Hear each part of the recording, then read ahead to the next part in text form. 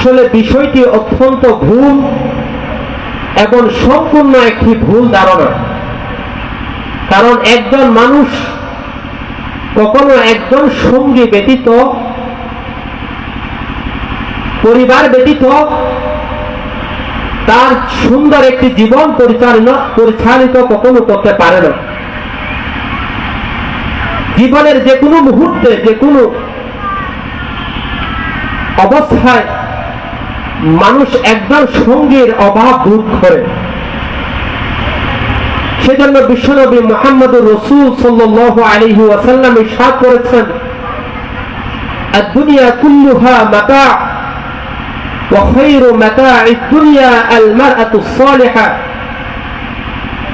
মানুষ যতই সম্পদশালী হোক, যতই উন্নতি করুক, যদি তার একজন সৎ ভালো মনের সঙ্গী না থাকে,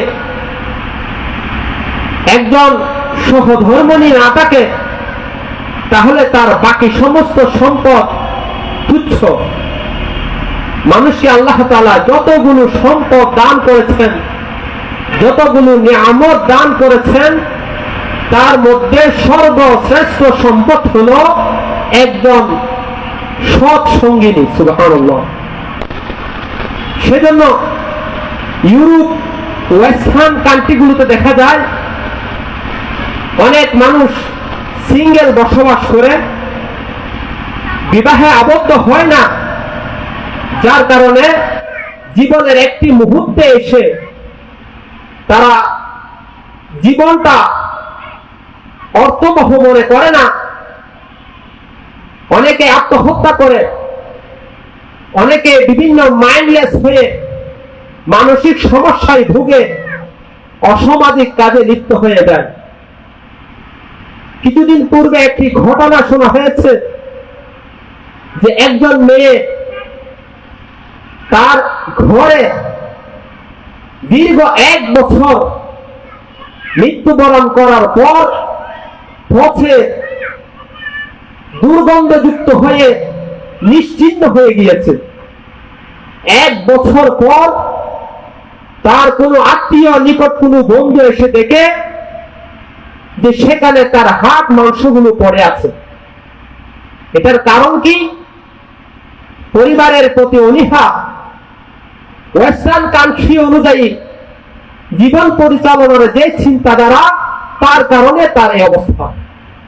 সেজন্য সমাজবদ্ধ জীবন পরিচালনা করার জন্য, সুন্দর একটি উন্নত জীবন পরিচালনা করার জন্য বিবাহের বিকল্প নেই।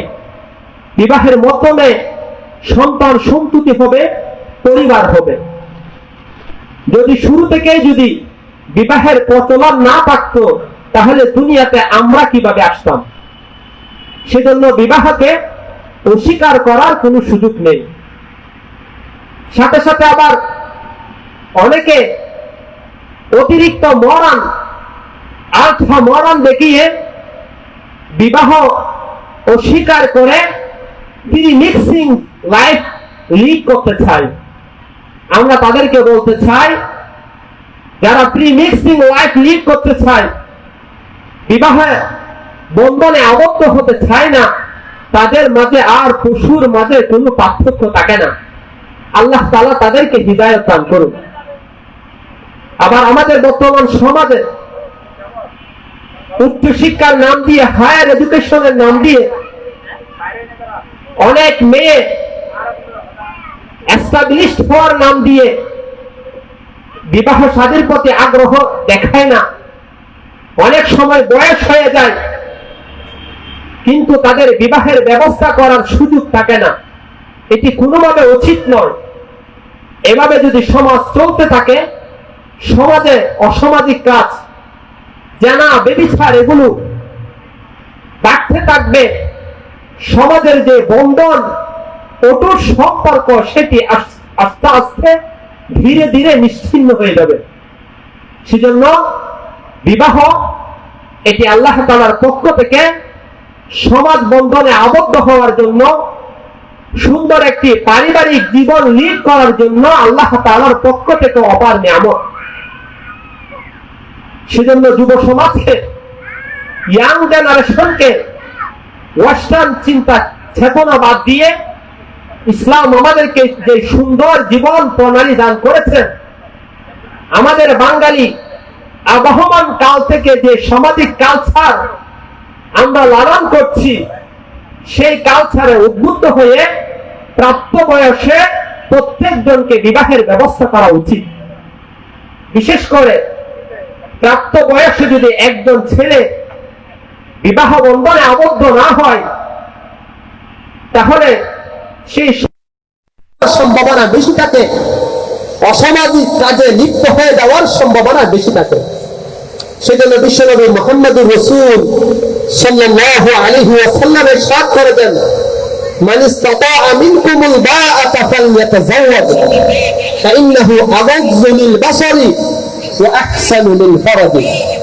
তোমাদের যাতে সামর্থ্য আছে, ফালইয়াতাযাওয়াজ, তোমরা বিবাহে বন্ধনে আবদ্ধ হও, কেননা ফাইন্নাহু আগাযযু লিল বাসারি, এটি তোমার চোখকে হেফাজত করবে, ওয়া আহসানু লিল ফারাজি, এটি তোমার লজ্জাস্থান হেফাজতের সর্বোত্তম মাধ্যম হবে। সুবহানাল্লাহ। সেজন্য আল্লাহ তাআলা প্রত্যেক অভিভাবককে প্রাপ্তবয়স হওয়ার সাথে সাথে মেয়ে হোক ছেলে হোক বিবাহের ব্যবস্থা করা উচিত। যদি অভিভাবক প্রাপ্তবয়স্ক সন্তানদেরকে বিবাহের ব্যবস্থা না করে, ওই সন্তান যদি কোনো অসামাজিক কাজে লিপ্ত হয়, কোন গর্হিত কাজে যদি লিপ্ত হয়ে যায়, এর দায় অবশ্যই অবশ্যই গার্ডিয়ানকে নিতে হবে। আল্লাহ তাআলা আমাদেরকে বুঝার এবং আমল করার তৌফিক দান করুন। আবার আমরা যারা ইসলামিক সমাজে বাস করি, আবহমান কাল থেকে যেখানে ইসলামিক কৃষ্টি কালচার, ইসলামিক সভ্যতা সর্ব সমাজে সবার মাঝে বিদ্যমান রয়েছে, আমাদের অনেকে বিবাহকে নিয়ে বিভিন্ন কুসংস্কার দেখা যায়। তার মধ্য থেকে কয়েকটি কুসংস্কার আমি আপনাদের সামনে উপস্থাপন করে আমার মূল আলোচনা শেষ করবো ইনশাআল্লাহ। আমাদের বিবাহের অন্যতম একটি কুসংস্কার হলো, আমরা ইয়াং জেনারেশন মনে করি যে বিবাহ জীবনে একবার আসবে, ফুর্তি করতে হবে, উল্লাস করতে হবে, হাত খুলে টাকা খরচ করতে হবে, অপচয় করলেও কোনো সমস্যা নেই। না, বিবাহ এটি আল্লাহ তাআলার একটি সুন্নাত, এটি আল্লাহ তাআলার একটি ইবাদত। এই বিবাহে অপচয় করতে হবে, লাইটিং করতে হবে, গেট করতে হবে, এমন কোনো কথা নাই। বরং আল্লাহ তাআলা বলেছেন, ইন্নাল মুবাজ্জিরিনা কানু ইখওয়ানাশ শায়াতিন, যারা অপচয় করে তারা শয়তানের ভাই। আমাদের সমাজে বিবাহ সম্পর্কে আরো অনেকগুলো কুসংস্কার, যে বিবাহের পূর্বে মেহেদি অনুষ্ঠান করতে হবে, গায়ে হলুদের অনুষ্ঠান করতে হবে, নাচ গানের প্যাকেজ করতে হবে, বিবাহের দিন কোন ক্লাবে স্ত্রীকে স্বামীকে একসাথে বসিয়ে সবাই বন্ধু বান্ধব মিলে জড়ো হয়ে পিকচার করতে হবে, ভিডিও করতে হবে। এই যে অসামাজিক কালচার, ওয়েস্টার্ন কালচার, এগুলো আমাদের মাঝে এসেছে। আমরা তাদের কালচারের সাথে বেশি মিশে যাওয়ার কারণে এগুলো কখনো ইসলামিক কালচার হতে পারে না। ইসলাম এগুলোকে কোনোভাবে সাপোর্ট করে না। ইসলামের ধারণা বিবাহ এটি আল্লাহ রাসূলের সুন্নাত, এটি আল্লাহ তাআলার ইবাদত। আমরা নামাজ, রোজা, কোন ইবাদত নাচ গান দিয়ে লালন পালন করি না। আমরা কোন ইবাদত গানের অনুষ্ঠান দিয়ে আমরা পালন করি না। বিবাহের মতো একটি ইবাদত কেন আমরা নাচ গান দিয়ে পালন করব? সেজন্য আল্লাহ তাআলা আমাদের বিবাহের অনুষ্ঠানগুলোকে যাবতীয় সমস্ত কুসংস্কার থেকে মুক্ত রেখে একটি সুন্দর ইসলামিক বিবাহের অনুষ্ঠান হিসেবে পালন করার জন্য তৌফিক দান করুক। আজকের এই আলোচনা অনুষ্ঠান, কেরাত অনুষ্ঠান আমাদের যুব সমাজের জন্য একটি আইডল হতে পারে, একটি শিক্ষণীয় অনুষ্ঠান হতে পারে, যে আমরা আমাদের বিবাহ অনুষ্ঠানকে স্মরণীয় করে রাখার জন্য এ ধরনের কেরাতের অনুষ্ঠান করতে পারি। এ ধরনের কোন আলোচনা অনুষ্ঠান করতে পারি, কোন ইসলামিক সাংস্কৃতিক অনুষ্ঠান করতে পারি, আল্লাহ তাআলা আমাদেরকে বুঝার এবং আমল করার তৌফিক দান করুক। ওয়া আখিরু দাওয়ানা আলহামদুলিল্লাহি রাব্বিল আলামিন ওয়া সাল্লাল্লাহু তাআলা আলা